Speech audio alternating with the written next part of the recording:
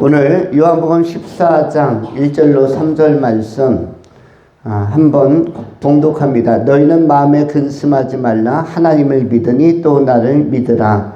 내 아버지 집에 거할 곳이 많도다. 그렇지 않으면 너희에게 일렀으리라. 내가 너희를 위하여 거처를 예비하러 가노니 가서 너희를 위하여 거처를 예비하면 내가 다시 와서 너희를 위하여 영접하여 나 있는 곳에 너희도 있게 하리라. 아멘. 오늘은 너희를 위한 거처라는 제목으로 하나님의 말씀을 전합니다. 오늘 본문 자체가 성경을 대표하는 엄청난 의미와 약속을 가득 가진 그러한 아주 보물지도 같은 매우 풍성한 내용을 가진 언약이 있는 비전이 있는 그런 말씀입니다. 본문 말씀에서 네 가지의 중요한 단어가 나옵니다. 중요한 단어. 그리고 이 본문은 다른 성경에는 나오지 않는 유일한 약속을 가지고 있는 본문입니다. 먼저 네 가지의 중요한 핵심 단어를 살펴봅니다. 첫 번째는 근심이란 단어입니다. 14장 1절에 너희는 마음에 무엇을 하지 말라? 근심이란 단어가 아주 중요한 단어이고, 두 번째 2절에 나오는 내 아버지의 집이란 단어가 나옵니다. 요 내 아버지의 집은 달리 표현하면 하나님의 나라를 의미하고 이른바 천국을 의미하는데, 그 나라 안에 뭐가 있냐면 거처란 단어가 나오죠. 거처는 여러분 개인의 집을 의미합니다. 개인의 집. 여러분들은 전부 다 자기 주택이 있는 사람들이에요. 예수 믿는 여러분들은 뭐가 있다? 자기 주택. 가족이 10명인데 10명이 다 예수 믿으면 집은 몇 채다? 10채. 중요한 거는 내 집이 중요한데, 예수 믿는 사람들에게 천국에서 준비된 집은 다 내 집이에요. 이것은 30년, 50년, 100년 쓰고 반환하는 집이 아니라 천년, 만년, 영원토록, 무궁토록 다 내 집인 것이에요. 그래서 여러분들은 든든합니다. 실제적으로는 여러분이 부자입니다. 외형적으로는 어떻게 보이는지 모르나 실제로는 아주 알부자들. 그 사람들이 누구냐? 내 집을 가진 자들인데, 내 집이 바로 어디에 있다? 하나님의 나라 안에 거처로 있다. 이거 확신하고 대담하게 살아갈 수 있길 바랍니다. 그래서 거처란 단어가 중요하고, 그 다음에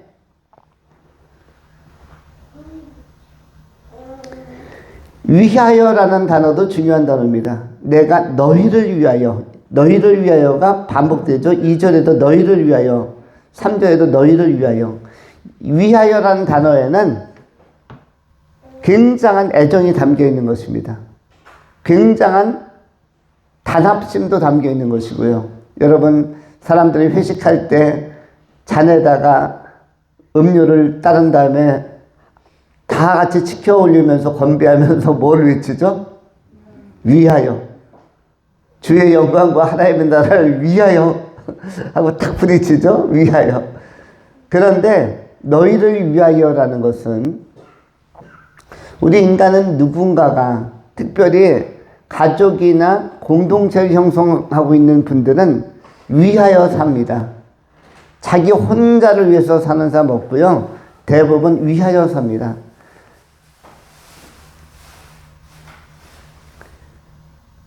할아버지 할머니들은 손주를 위하여 살고, 그쵸? 남편은 아내를 위하여 살며 아내는 남편을 위하여, 부모님은 자녀를 위하여 삽니다. 자녀들도 뭔가 열심히 해보려고 하는 것은 부모를 위하여, 부모님이 기뻐하시는 일을, 기뻐하는 결과를 나누기 위하여 삽니다. 우리는 위하여 사는 것입니다. 위하여. 애완견이나 이런 또 반려묘를 키우는 분들은, 반려조를 키우는 분들은 애완용품점을 지나가면 그냥 그 코너를 못 본 척 가지 못합니다. 거기에 반드시 머무르게 되어 있어요. 어떤 데는 차를 돌려서라도 가서 간식을 사든 뭘 사든 하나라도 주려고 아낌없이 돈을 쓰기도 합니다. 저도 우리는 뭐 애완견, 애완묘까지는 아니지만 야생묘도 애완묘도 아닌 것들이 저희 집 주변에 있고 또 강아지도 있는데, 그런데 저도 큰 슈퍼나 꽃기우나 아니면 애완용품점에 가면 반드시 이 아이들을 기억하게 하게 됩니다. 그래서 자녀들을 위한 간식은 생략하면서 애완견이나 애완묘를 위한 간식은 반드시 사는 경우가 많습니다. 이와 같이 위하여가 있습니다. 위하여. 그런데 하나님은 누구를 위하여? 하나님의 택한 백성 나를 위하여, 그리스도인들을 위하여 아주 큰 계획을 세웠는데, 그 계획과 보상 안에는 거처, 큰 집이 있다는 사실을 꼭 기억할 필요가 있습니다. 여러분에게는 굉장히 좋은 뉴스, 굿뉴스, 희망의 소식입니다. 또한 3절의 맨 마지막에 다시 와서가 있죠. 다시 와서. 주님은 반드시 재림하시고 다시 와서 여러분을 만나주시고 영접하실 것입니다. 이렇게 중요한 단어들이 4개, 5개 나오고 있는데, 그 중에서 핵심적인 것들을 생각을 해보겠습니다. 첫 번째 생각하는 것은 심각성. 심각성. 두 번째는 중요성.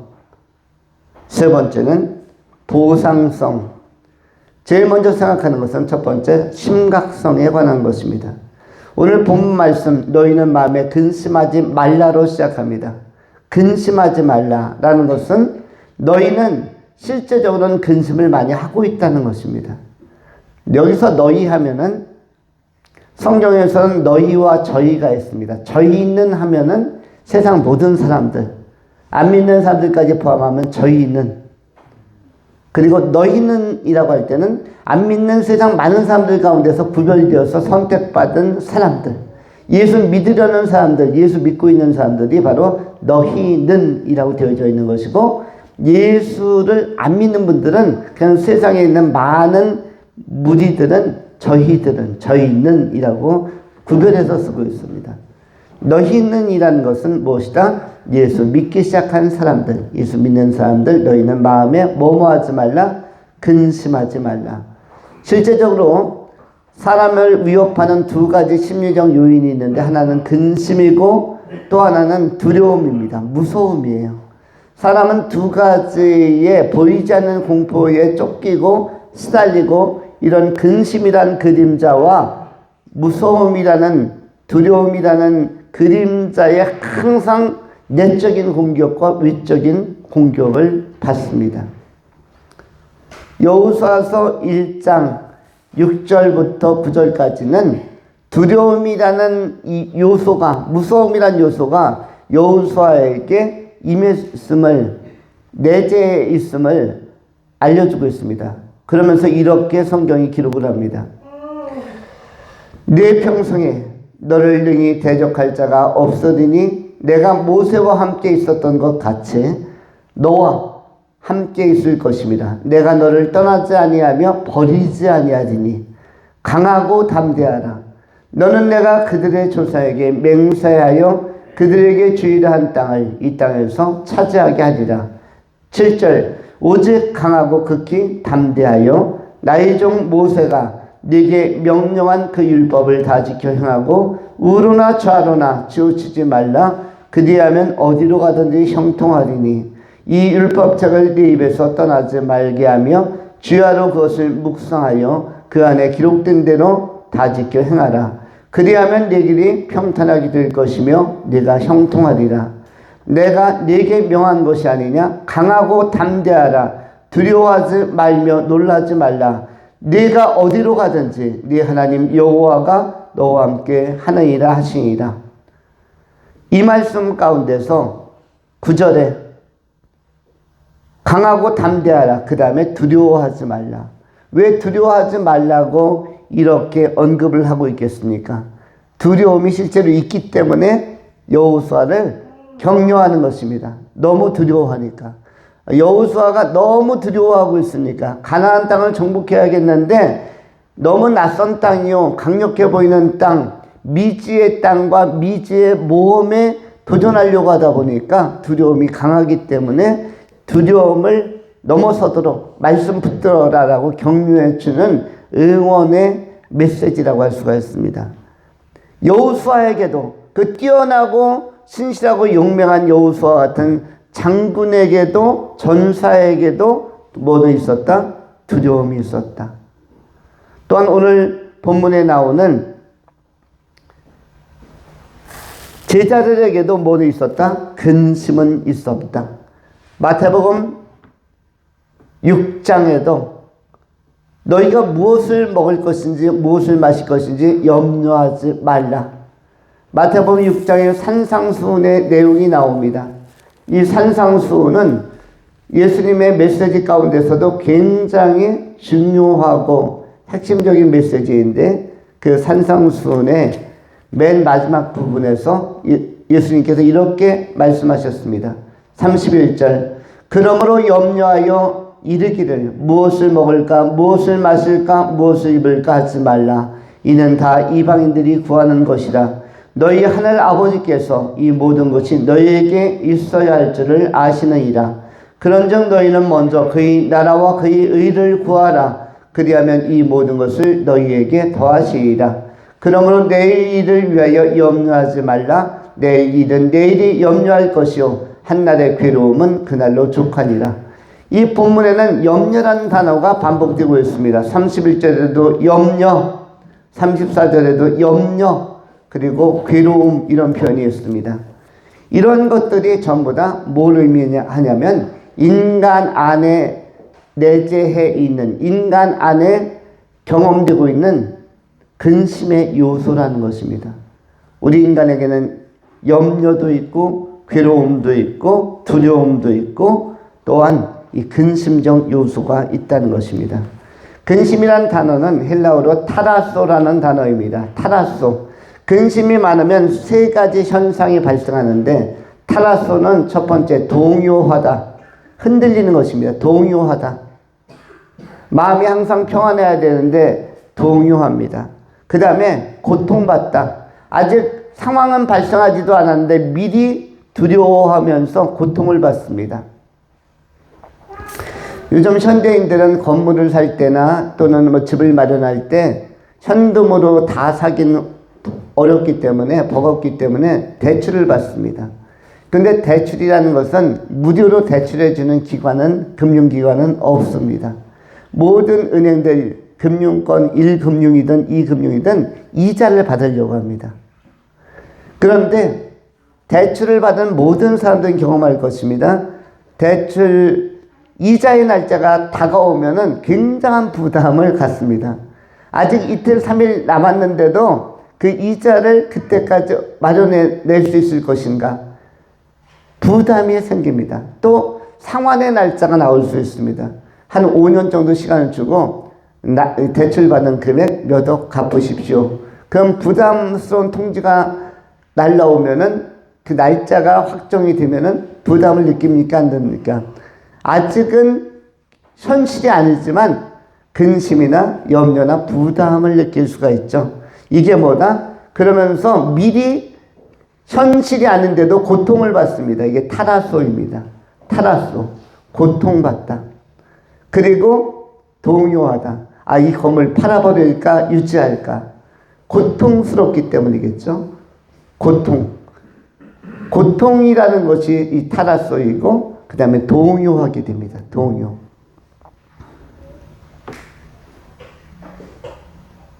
그 다음에 뭐가 있습니까? 혼란스럽다. 혼란하다.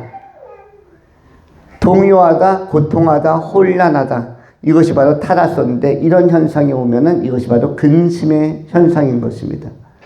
그런데 인간이 실존적으로 마음에 이 근심을 많이 하기 때문에, 근심, 걱정과 염려가 많기 때문에 우리 하나님께서, 예수님께서 격려하는 것입니다. 응원해 주는 것입니다. 마치 가나안을 정복하기 위해서 모세의 후계자 여호수아가 가나안 땅을 들어갈 때 하나님께서 담대하고 강하라고 응원해 주시는 것처럼 오늘 본문에서 예수님께서는 천국에 들어오기까지의 모든 성도들을 응원해 주십니다. 너희는 마음에 근심하지 말라.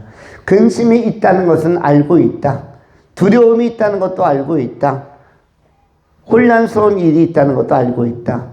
그러나 마음에 염려하거나 근심하지 말라. 이유는 무엇인가? 그 다음에 나오죠. 14장 1절에 하나님을 믿으니 또 나를 믿으라. 믿음이 있기 때문에, 믿음이 있다면 염려하지 말라. 근심은 타개하면 되는 것이고 염려도 극복할 수 있는 것이고 두려움도 물리칠 수 있는 것이기 때문에 너희는 근심하거나 또 두려워하지 말라. 동요하지 말라고 격려해 주시는 것입니다. 우리 그리스도인들에게는 누가 있냐면 응원단이 있습니다. 구약시대에 여호수아에게도 갈렙에게도 응원단이 있었습니다. 하나님의 큰 응원이 있었고 천군 천사의 응원이 있었습니다. 일리사에게도 응원단이 있었고 천군 천사들이 응원하며 불말과 불병거로 함께하신 하나님의 거룩한 군대가 응원단이 되는 것처럼 오늘날 요한복음 14장 1절에서는 예수님이 친히 우리의 응원단이 되어서 응원의 구호를 외치고 계시는 것입니다. 너희는 마음에 근심하지 말라. 이유는, 근거는 하나님을 믿으니 또 나를 믿으라. 또 나는 누구입니까? 예수를 믿으라. 예수가 보증이 되고 응원단이 되고 지원군이 되겠다라고 약속하고 있는 것입니다. 근심 걱정이 많은 세대에, 심각한 세대에, 그리고 많은 사람들이 죄로 인한 심판의 심각성을 인지하지 못하는 이 세대에 우리는 담대함을 가지고 하나님 믿는 믿음으로 이 모든 것을 타개하고 극복하고 이겨내실 수 있기를 축원합니다. 두 번째로 중요성입니다. 성경의 모든 약속은 중요합니다. 그리고 인생에 있어서도 예수님께서 강조하신 이 약속의 말씀들이 가장 중요한 핵심 자산이자 요소라는 사실을 꼭 기억해야만 합니다. 인생이 흔들리지 않고 타라쏘하지 않고 동요하지 않고 살아가려면 예수님과 동행하는 것, 이것보다 더 중요한 것은 없습니다. 하나님의 말씀을 붙드는 것보다 더 힘있고 더 권세있고 더 능력 있는 것은 없습니다. 시편 29편 11절에 기록된 것처럼 하나님께서 여호와께서 자기 백성에게 힘을 주시며 하나님께서 자기 백성에게 평강의 복을 주시도다. 여호와 하나님은, 우리 하나님은 자기 백성에 대하여 자기 백성을 위하는 뜨거운 열정이 있습니다. 마찬가지로 예수님이 선택한 예수님의 제자인 여러분들을 향한 열정과 사랑이 아주 깊습니다. 우리 인간이 생각하는 것보다 하나님이 우리를 생각하는 사랑의 깊이가 아주 깊고 사랑의 강도가 매우 강렬하다는 사실을 기억할 필요가 있습니다. 우리가 신뢰할 것은 하나님이 나를 위하여 쏟아붓는 애정이 아주 크다. 이것이 조금 약간이 아닙니다. 굉장히 애정을 가지고 계시고 요한복음 13장에 기록된 것처럼 예수님께서도 그 제자들을 사랑하시되 어떻게 사랑하셨다라고 말씀하십니까? 끝까지 사랑하셨다.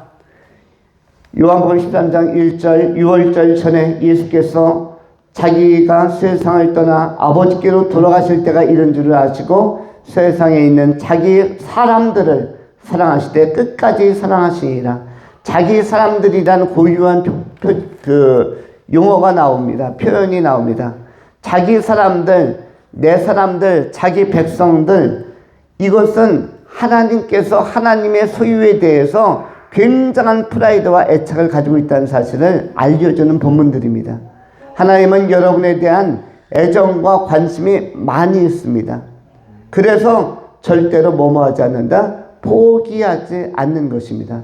쉽게 포기하지 않고 우리 주님께서는 끝까지 격려하면서 살리시고 또 우리가 부족해도 채우셔서 쓰시고 우리가 좀 모났으면 다듬어서 채우시고, 우리가 힘이 빠졌으면 격려해서 쓰시고, 우리 주님께서는 우리를 계속적으로 쓰시고 활용하고 살리시고 아끼시려는 이런 열의와 열정이 가득합니다. 우리가 조금만 믿음으로 살려고 하고, 조금만 말씀을 토대로 말씀을 의지하여 살려고 하고, 조금만 기도하며 찬송하며 살려고 하면 하나님은 여러분에게 성령의 충만함과 힘과 평강의 복을 다 부어주실 것입니다. 어느 시대에나 예수 믿는 것이 중요하지만 이 시대에 동요가 많은 시대, 근심이 많은 이 시대야말로 우리가 예수 믿는 것은 정말 중요하고 하나님을 믿는 것은 가장 중요한 것입니다. 주님께서 주신 힘 그리고 복, 평강의 복을 누리시면서 흔들림이 없이 견고한 발걸음으로 좌로나 우로나 치우치지 않고 균형과 밸런스를 잘 잡으면서 영광의 나라, 생명의 나라, 약속의 나라, 천국을 향하여 저 높은 보좌를 향하여 천성을 향하여 힘있게 정진해가는 지혜로운 성도님들이 되실 수 있기를 축원합니다. 세 번째로 보상성에 관한 것입니다. 오늘 본문 말씀에는 거처라는 단어가 나옵니다. 2절 말씀에 내 아버지 집에 거할 곳이 많도다. 아버지 하나님도 집을 가지고 계시다라고 말씀하고 있습니다. 왕도 집이 있습니다. 여러분 고려나 조선의 왕들도 집이 있었죠. 그걸 왕궁이라고 합니다. 왕궁 대궐하면은 가장 핵심적인 곳, 모든 사람들이 흠모하는 곳, 왕궁에 한번 가봤으면 이런 생각을 하게 되었습니다. 하나님의 나라도 핵심적인 자리가 있는데 여기가 아버지의 집입니다. 그런데 여기서 아버지의 집은 범위가 큽니다.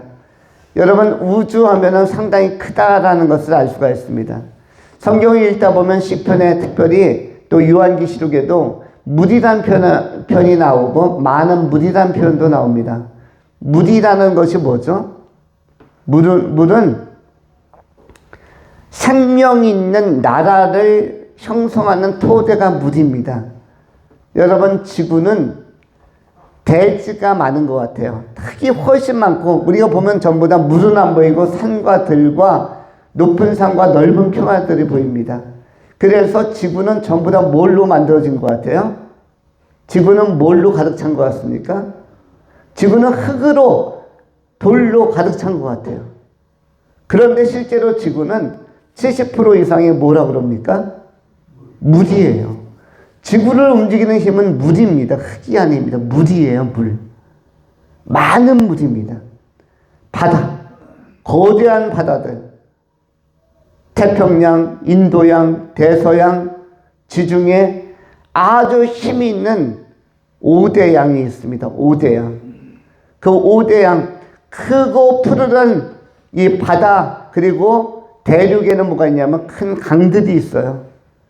강이 발원하여 많은 도시를 형성하고 문명을 형성합니다. 미시시피강, 나일강, 그 이외에도 유브라데스강, 양쯔강, 황허강, 굉장히 많은 강들, 브라질의 아마존강, 그 이외에도 크고 작은 강들, 우리 대한민국만 해도 한강, 낙동강, 대동강, 영산강, 섬진강, 이 강을 끼고 생명을 살려서 실제로 보면 바다의 물도 많고 호수도 많고 그리고 강물도 많고 냇물도 많아서 실제적으로 물이 굉장히 많고 그 다음에 보이지 않는 물이 또 어디 있는지 아시죠? 지하수라는 게 있어요. 지하수. 봄철이 되면은 비가 안 오는 때도 농사를 질 수가 있고 벼농사를 질 수도 있습니다. 어디 있는 물을 뽑아내는 것이에요? 지하에 있는 물. 흙이라고 생각했는데 흙 안에 물이 많습니다. 그래서 그 물을 또 뽑아 올려서 지구는 그래서 물이 70% 이상이에요. 70% 이상 80%가 될 수도 있습니다. 지구는 뭐다? 물의 행성이에요. 물의 독특한 별입니다. 물이 많은 별. 그래서 먼 인공위성으로 또는 먼 지역에 가서 다른 행성에서 지구를 촬영하면은 지구는 흙으로 보여요? 아니면은 파란 물로 보여요? 지구는 멀리서 보면 물이에요, 물. 물의 별이 놀랍게도 지구입니다. 그래서 많은 물이라고 표현한 것이에요. 그 많은 물을 생명의 근원이 되는 생수의 근원이 되는 생명의 샘의 근원이 되는 분이 다스리시고 주권을 가지고 통치하신 분이 누구시다? 많은 물 위에 계신 하나님이시다. 그래서 하나님의 주권을 표현하는 것이 많은 물이라는 표현입니다. 그 많은 물 가운데 거민이 살고 하나님의 백성들이 살면서 하나님을 찬양하며 많은 피조물들이 하나님을 찬양하는 것입니다. 그런데 지구보다 물이 더 많은 별도 있습니다. 95%가 물인 별이 있어요. 크기는 지구의 1.5배, 약 2배 정도 큰데 우주 안에는 95%가 물이에요. 세계에서 제일 깊은 바다는 필리핀 앞쪽에 있는 마리아나 해구라고 합니다. 1만 미터 이상의 깊게 들어간 깊은 바다. 그런데 그것보다도 10배나 더 깊은 해구들이 많은 바다를 가진 95%가 물인 그런 별들도 있습니다. 그런데 이 물이 있다는 것은 인간은 아니지만 외계인은 아니지만 생명체는 살 수도 있다. 생명체가 살 수 있는 별을 찾으려면 물이 하나도 없는 달나라 같은 데 가서 토끼 찾으려고 하고 금토끼 찾으려고 하면은 가능성 없습니다. 물이 없는 곳은 화성 이런 데서는 생명체 찾기가 어려운 곳이에요. 생명체가 있다 없다, 외계 생물이 있다 없다를 가능성을 가지고 도전하려면 먼저 물이 있는가를 봐야 됩니다. 물은 거기에 산소, 수소 굉장히 많은 이 자원을 가지고 있기 때문에 물을 근거로 해서 생명체는 번성할 수 있는 것입니다. 우리가 살고 있는 양주도 옛날부터 살기 좋은 그 고을로 알려져 있습니다. 그야말로 우리 장로님께서 또 유명한 일화를 전해주셨죠. 평양 감사보다는 양주 현감이 낫고 양주 목사가 낫다. 양주는 옛날부터 목사를 배출하는 도시였나 봐요. 여기 그 양주 관원, 양주시청에서 오다 보면은 옛날 그 조선시대에 그 관원이 있던 자리에 그 가운데 수령, 고을 수령이 누구였는지에 대한 탑들이, 기념탑들이 서 있는데 거기 보면 양주 누구누구 목사 이렇게 나와 있더라고요. 여기가 목사들이 그 옛날부터 다스렸던 지역인 것 같아요. 양주 목이 있었나 봐요. 그래서 거기를 다스리는 선비가 양주 목사였나 봅니다.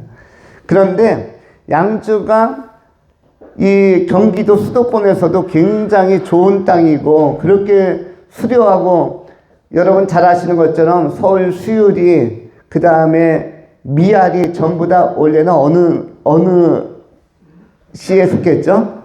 양주입니다. 거기가 서울 같죠? 서울 아니고 거기가 한양 땅이 아니라 전부 양주 땅입니다. 방학동, 도봉동 다 양주입니다. 노원구 다 양주예요. 남양주도 양주. 그러니까 양주는 한양과 더불어서 한국 전체의 2대 초거대 지역이고 거대 도시, 거대 지역이라고 볼 수가 있습니다. 그런데 양주가 더 클 수 있었는데 천천히 개발되는 이유는 두 가지죠. 첫 번째는 자연 보존에 대한 차원에서 천천히 개발한다. 우리 국가에서 제일 아끼는 땅이 어디다? 양주이다. 양주가 빨리 개발돼서 부천처럼 복잡한 도시가 돼버리면은 재미가 없다. 생태도 많고 나무와 숲과 산도 많은 이 서울과 접근되어 있으면서도 너무나 자연 보존이 잘 되어 있는 곳, 유일한 도시와 숲풀이 같이 있는 곳, 어우러진 곳, 양주. 그런 생태 보존학적 차원, 환경 보존학적 차원도 있지만 두 번째는 천천히 개발된 또 하나의 결정적 이유가 뭐죠? 큰 강이 없다. 강이 없다. 남양주는 엄청나게 지금 많이 개발되고 있죠. 다산 신도시 그 이후에도 엄청나게 남양주는 한강 라인을 타고 저 마석까지 엄청나게 뻗어갑니다. 양평까지도 막 개발되고 있어요. 거기에는 뭐 때문에? 강이 있기 때문에. 한강을 접근성을 가지고 끼고 있기 때문에. 강변도로로 또 서울을 빨리빨리 접근할 수 있기 때문에. 근데 양주는 하나님의 배려인지 모르지만 큰 강을 가지고 있지 않습니다. 이른바 중랑천이라고 하는 또는 양주 앞으로 흐르는 그 냇물이 엄청 큰 강이었다. 그러면 이 양주는 엄청나게 개발되어서 지금 한 200~300만이 살 수 있을지도 모릅니다. 양주 동두천 의정부에서 엄청난 거대 도시로 여기에 큰 강 하나만 있었으면 놀라운 정도로 발전했을지도 모릅니다. 그러나 어쨌든 섭리적으로 차분하게 개발되는 그런 도시의 가능성을 가진 그런 그 수도권 지역으로 매력적인 지역이라고 할 수가 있습니다. 푸르름이 있어서 아주 좋은 곳입니다. 사람들이 힐링하려면 숲으로 가죠. 나무가 풀이 많은 곳, 꽃이 많은 곳으로 가는데, 산이 많은 곳으로 가는데, 그런 지역이 힐링할 수 있는 곳이 양주, 특별히 양주에서도 어디가 백석이 그런 땅인 것 같습니다. 힐링할 수 있는 곳, 치유가 되는 곳, 어디를 봐도 푸르르는 곳, 좋은 곳인 것 같습니다. 그런데 어쨌든 물이라는 것이 그런 의미를 갖는다. 사람들이 모이게 하는 매력적 요소, 생명의 그 터전과 원천이 되는 것이 물이다. 그래서 성경에도 생명샘이란 표현, 샘에는 생명이 붙습니다. 그 다음에 강에는 생수, 생명의 강, 생수의 강. 이것은 요한계시록에도 나오고 있습니다. 요한계시록 22장에도 성경 맨 마지막에도 생명의 강, 그리고 창세기 2장에도 생명의 강, 네 개의 강이 에덴에서 발원하고 있는 것을 보게 됩니다. 물은 이런 특별함을 가지고 있기도 합니다. 이 아름다운 지형이 우리 지구인데, 그런데 우리 주님께서는 지구만큼은 우주에 있는 다른 별과 다르게, 여러분 우주에 있는 별들이 먼저 생겼습니까? 지구가 먼저 생겼습니까? 지구가 먼저 생겼어요? 우주에 있는 수많은 별들이 먼저 생겼습니까? 이건 어려운 문제가 아닙니다. 창세기 1장만 읽으면 바로 나오는 답인데, 지구가 먼저 생겼어요. 지구가 가장 오래된 별입니다. 확신을 가지시기 바랍니다. 지구가 제일 형님이에요. 모든 별 중에. 여러분 별들이 얼마나 많은지 아세요? 여러분 이제 6월, 7월, 8월 되면, 한여름이 되면 밖에 한 밤에 10시에서 12시 정도 나가보세요. 그러면 엄청나게 많은 별들이 다 보일 것입니다. 너무나 맑은 곳에 여러분이, 이 양주 백석은 너무나 맑은 곳이고 청정지역이라서 하늘의 별들이 다 보입니다. 너무 많습니다. 너무 많습니다. 그런데 그것을 안 보이는 별까지 광학 망원경을 가지고 살펴보니까 10의 23승계의 별이 있다고 하는데, 이거는 여러분 세상에 있는 모래알보다 더 많은 별의 숫자입니다. 근데 그것이 크고 빠르고 빛나고. 근데 여러분 빛나는 별이 있다는 것은, 빛난다는 말은 어리다는 뜻이에요. 타고 있다. 불타고 있다. 너무 멀리서 불타고 있기 때문에 빛나는 것입니다. 반짝반짝하는 것이에요. 그런데 우리 지구는 그렇게 빛나는 별이 아닙니다. 그냥 파랗고 예쁜, 그냥 은은한 별에 속하지, 멀리서 보면은, 밖에 나가서 보면 여기는 이미 오래전에 식은 땅이에요. 그리고 따뜻한 열기를 나타내기 위해서 그 지구 내부에만 멘틀이나 핵 같은 데만 불덩어리가 있을 뿐이에요. 그래서 그 지온을 유지하게 합니다. 지온을 유지해서 그 지온 때문에 나무나 풀들이 겨울에도 버티는 것입니다. 영하 20도, 지상에는 막 영하 20도 찬바람에 쌩쌩거리고 다 얼어붙으면은 사실은 지상에 있는 모든 생물체나 생명체가 다 죽을 것 같아요. 그런데 뭐가 있기 때문에? 지온이 있기 때문에 나무들도 뿌리가 땅속으로 들어가면서 땅속으로 들어갈수록 뭘 느낀다? 훈훈함을 느끼니까 다 견뎌서 사봄이 되면 이파리가 나오고 죽었던 것 같은 나뭇가지에 새로운 꽃들도 피고 다시 다 올라오는 것입니다. 그것도 하나님의 뭐다? 배려이다. 지구를 완벽하게 만들어 놓고 그 다음에 별과 달을 만드는 것입니다. 그래서 지구는 하나님의 특별한 애정과 열정이 담겨져 있는 작품이다. 여러분은 그 작품에서 살고 있기 때문에 좋은 것입니다. 지구보다 더 완벽한 별은 없습니다. 다만 이 지구를 만드신 하나님께서 더 큰 애정으로 만드시는 곳이 있는데 지구보다 더 좋은 곳은 딱 한 가지, 하나님의 나라입니다.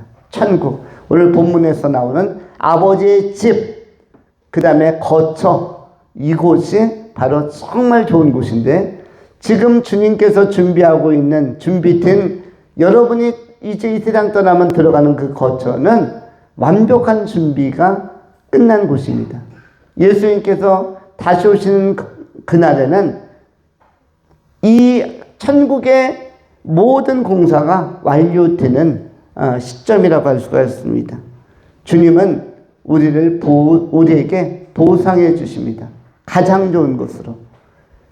여러분, 우리가 사람을 위해서도 뭔가 보상해 주려고 사랑하는 사람, 고마운 사람, 애착이 가는 사람에게는 아낌없이 뭔가 주려고 합니다.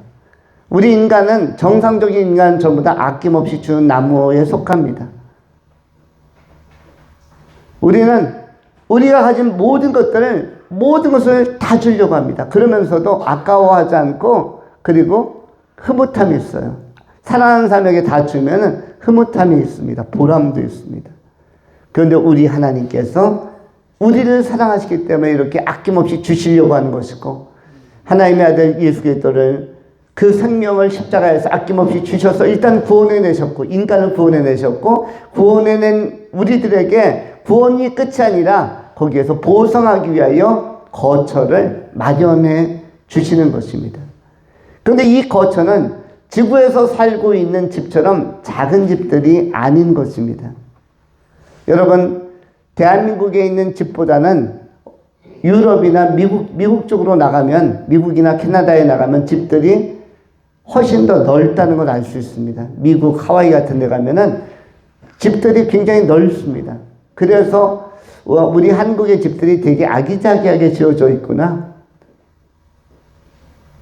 우리는 뭐 몇십 평 이렇게 평으로 나누지만은 미국 같은 데 가면 몇백 평, 몇천 평 단위로 단위가 좀 달라지죠. 시원시원하게 짓습니다. 근데 천국 가면은 또 단위가 훨씬 달라지는 것입니다. 물론 우리가 부활체로서 더 자유하지만, 몸의 상태도 자유하고 완벽하지만 처소도 아름답고 완벽하여서 여러분이 굉장히 아름다움을, 평안함을 누릴 수 있는 안식처가 바로 여러분의 거처, 여러분의 집인 것입니다. 그리고 이곳은 뭐가 있다? 정원도 있는 곳입니다. 정원. 정원도 있어서 그 정원이 전부 다 뭘로 되어 있다고 하죠? 정금으로 되어 있다고 합니다. 정금. 천국은 도로가 아스팔트가 아닙니다. 기본이 금 중에 금인 순금인 것이죠. 정금인 것입니다. 하나님의 나라는 또한, 여러분이 보석을 좋아하시는지 모르겠습니다만, 여러분 시계 같은 거나 뭐 목걸이나 팔찌 이런 데도 다이아나 뭐 좋은 것들 박히면은 자연스럽게 그걸 차고 다닐 수가 있습니다. 그런데 천국은 기본이 보석이죠. 성경은 창세기 2장에도 강에 생명의 강이 흐른 다음에 옆에는 하윌라 온 땅에 보석들로 가득하다라고 소개하고 있습니다.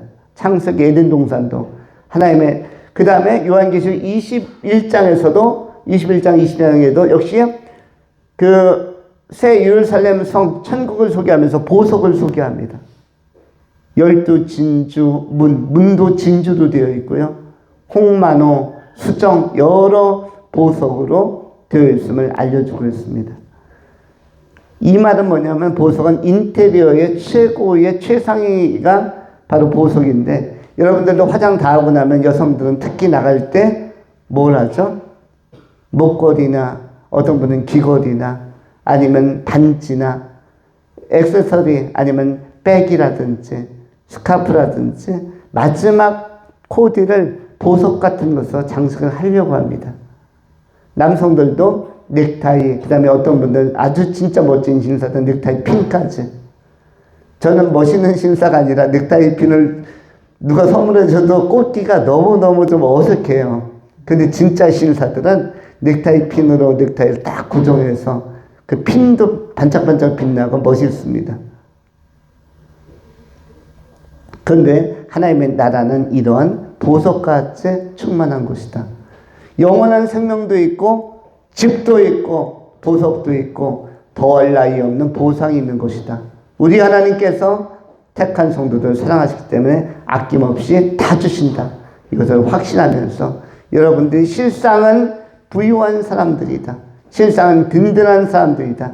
실상은 무명한 자 같으나 유명한 자요, 없는 자 같으나 있는 자요, 많은 자들입니다.